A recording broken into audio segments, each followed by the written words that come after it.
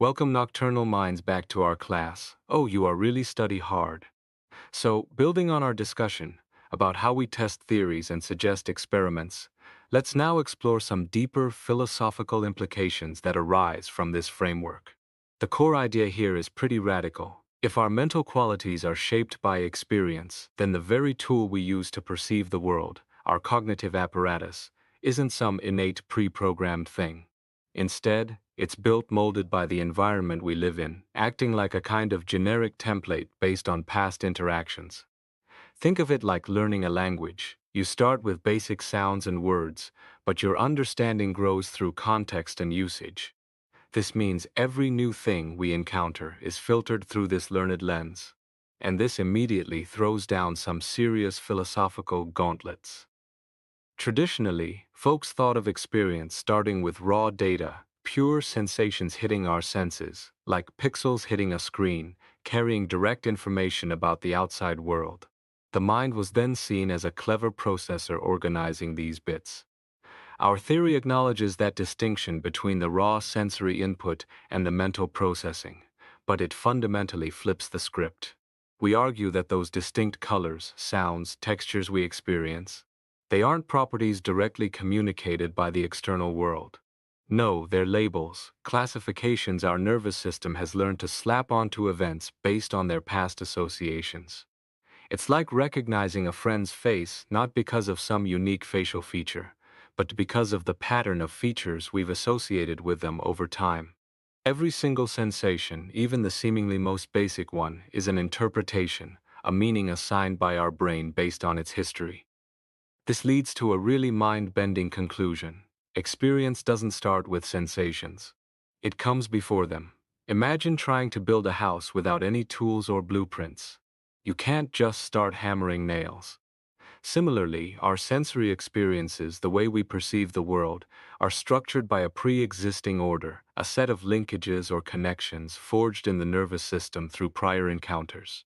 These linkages create the categories, the distinctions, the very fabric of what we call mental qualities. So, consciousness, the ability to have these experiences, isn't something that uses experience. Rather, experience, in the broadest sense of these underlying connections, creates the conditions for consciousness to even arise. It's like saying the stage must be built before the play can begin. So, what does this mean for the attributes we think we perceive? Well, it suggests something quite startling. The redness of a rose, the sweetness of sugar, the hardness of a rock. These qualities might not actually exist in the external objects themselves in any way we could directly access. Instead, they are meanings we've assigned. We've learned through countless past experiences that certain stimuli consistently appear with other stimuli. For example, the sight of a red object often goes with the feeling of warmth from the sun, or the sound of a bell often signals food. Our brain learns these associations and uses them to categorize new inputs. An event only gets a specific label, say, red, if our system has already established a class of events defined by its connections to other classes of events. Without that prior learning, it's just another physiological blip. Now this brings us face to face with a classic philosophical puzzle, twisted into a new shape. If the very categories we use to make sense of the world, the distinctions between different types of sensations, are themselves built upon prior experiences, these linkages, then what?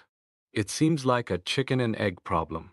To have conscious sensory experience, we need these pre-established categories. But where do those categories come from? They come from a broader form of experience, the history of connections.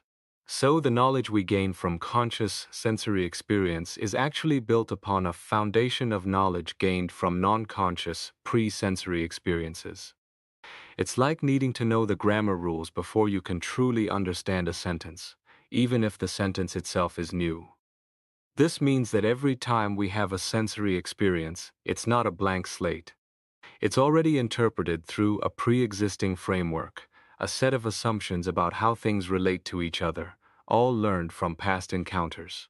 This framework, this accumulated knowledge, is essential for perception to even occur. But here's the kicker. Because this framework is built from past experience, it cannot be proven wrong by future sensory experiences. Why? because the framework dictates what counts as a valid experience in the first place. It's like trying to prove your map wrong by pointing to the territory it represents.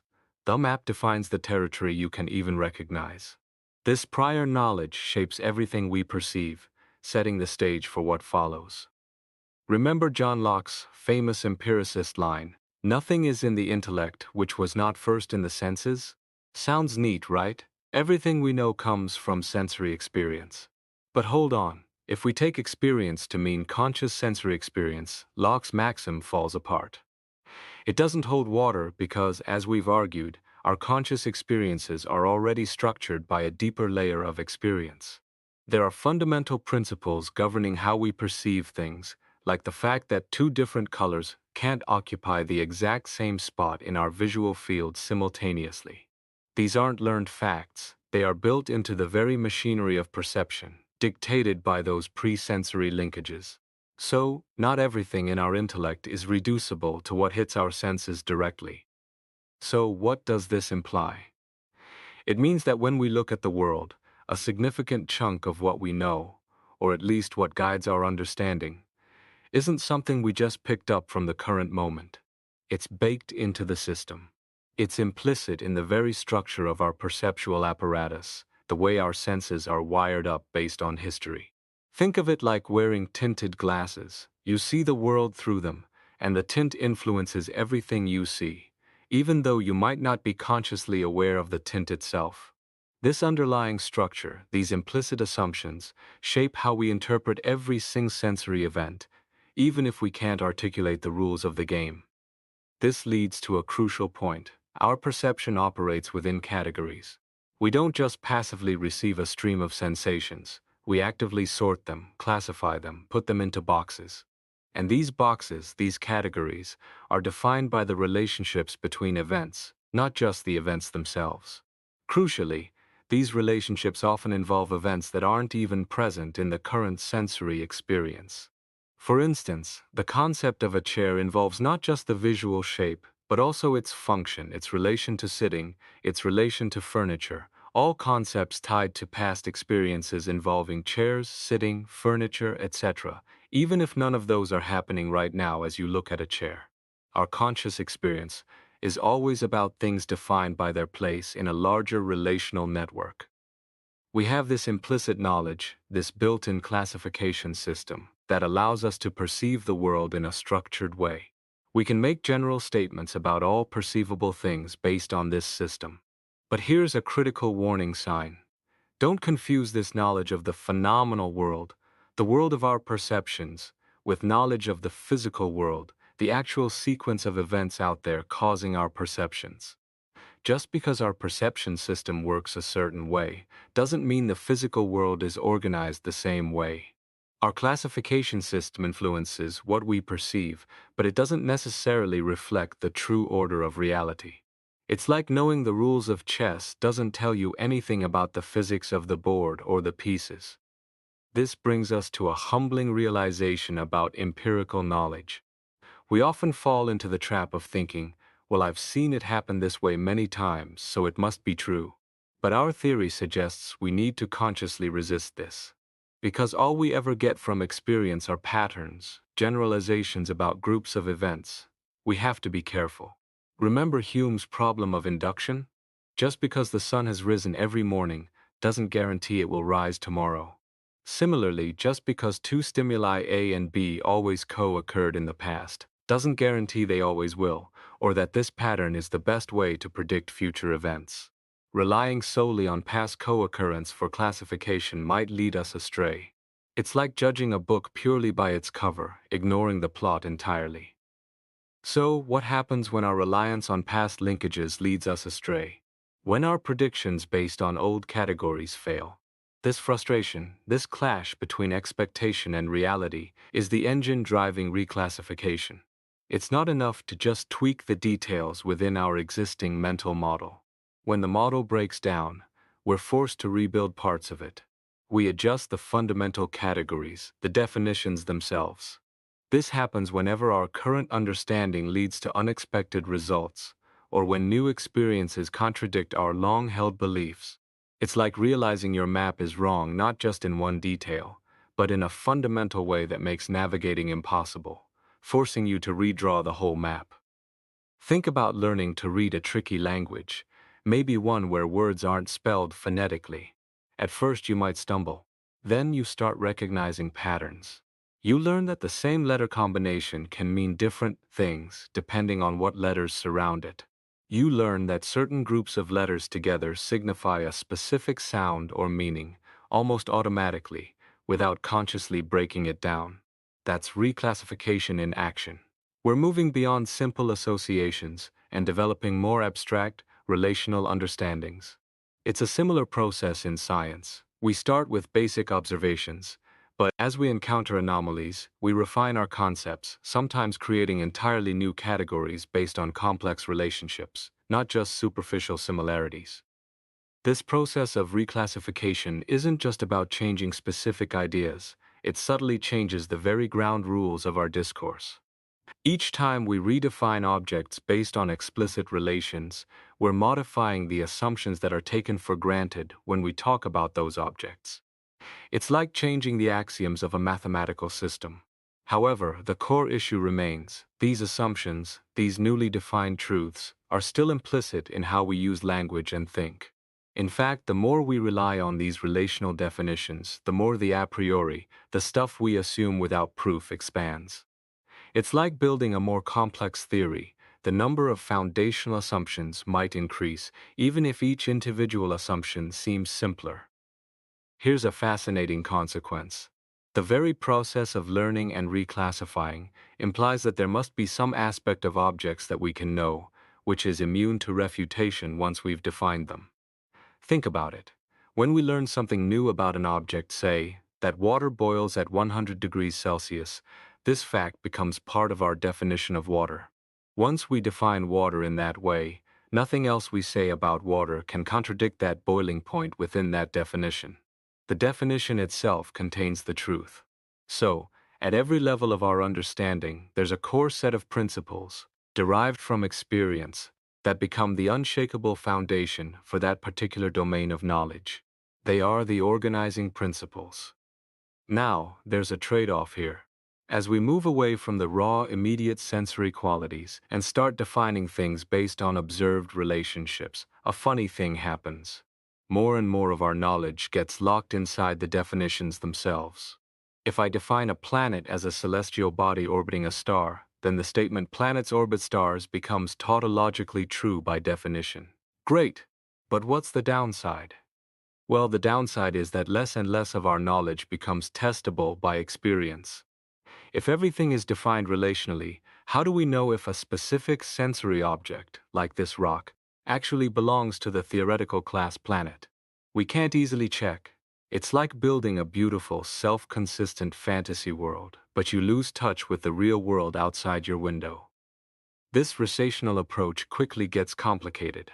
If I redefine object X based on its relationship to object Y, I also have to consider X's relationship to ZW and all other relevant objects. I need to think about past relationships, hypothetical ones, even counterfactual ones. Take chemistry. Substances might look identical until you react them. But often, the reaction changes the substance. So, how do we know the sample I tested yesterday is the same as the sample I'm testing today? We make an unverifiable assumption that the sample is perfectly homogeneous. Only by making such assumptions can we generalize from our limited observations to conclude the object belongs to a specific theoretical class. It's a leap of faith grounded in practical necessity. As we push this relational definition further and further, what happens to the original sensory data? It gets squeezed out, pushed into the background. Eventually, if we carry this process to its logical end, defining everything purely by its relations to everything else, the sensory qualities themselves vanish completely from our scientific description. What's left? A beautifully self-contained system where every statement is true by definition, a tautology.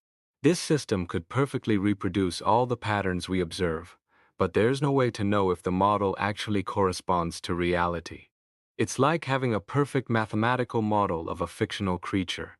It explains all its behaviors according to the rules, but you can never prove it describes a real animal.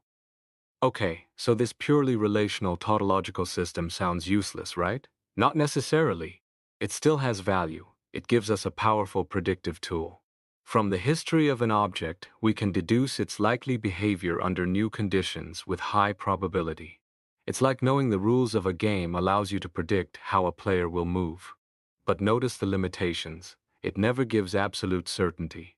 It can never definitively say this specific rock is definitely a granite, or predict exactly how it will crack under pressure. Why? Because linking the model back to the real world requires understanding how our own brains perform the initial classification, which seems like a task forever beyond our grasp. We can't build a complete model of the mapmaker's mind.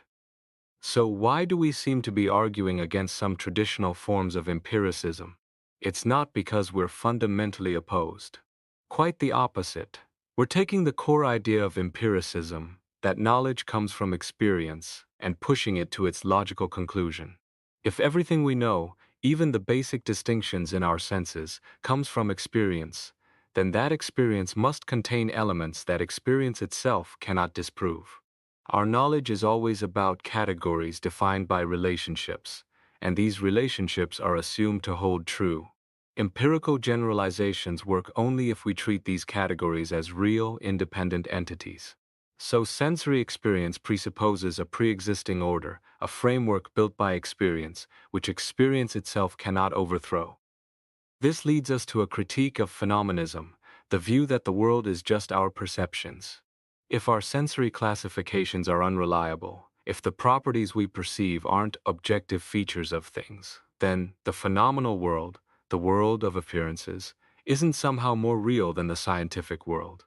It's just a rough draft.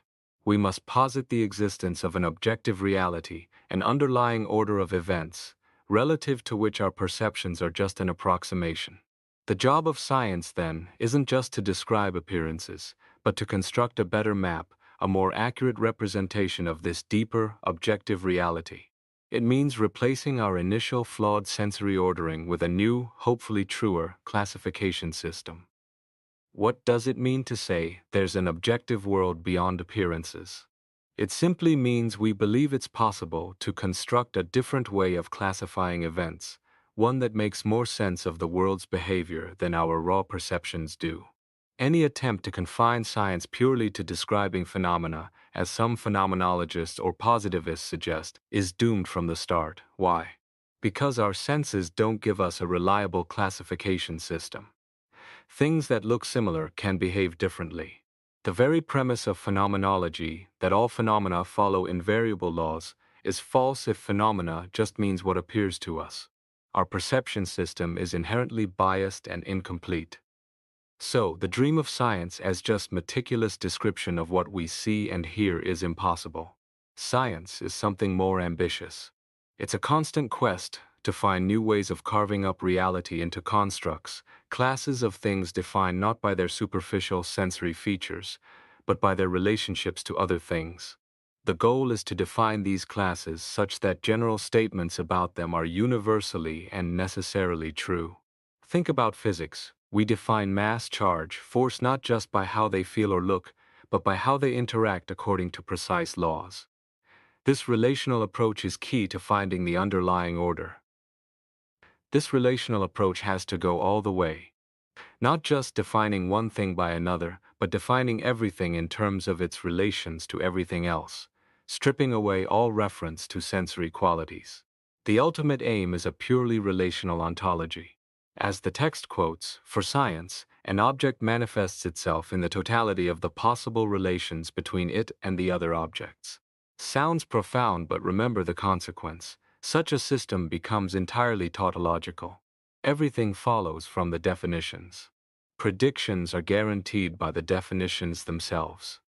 It's a closed loop, internally consistent, but potentially detached from the messy reality it's supposed to represent. There's an even deeper problem for anyone clinging to a purely phenomenological view.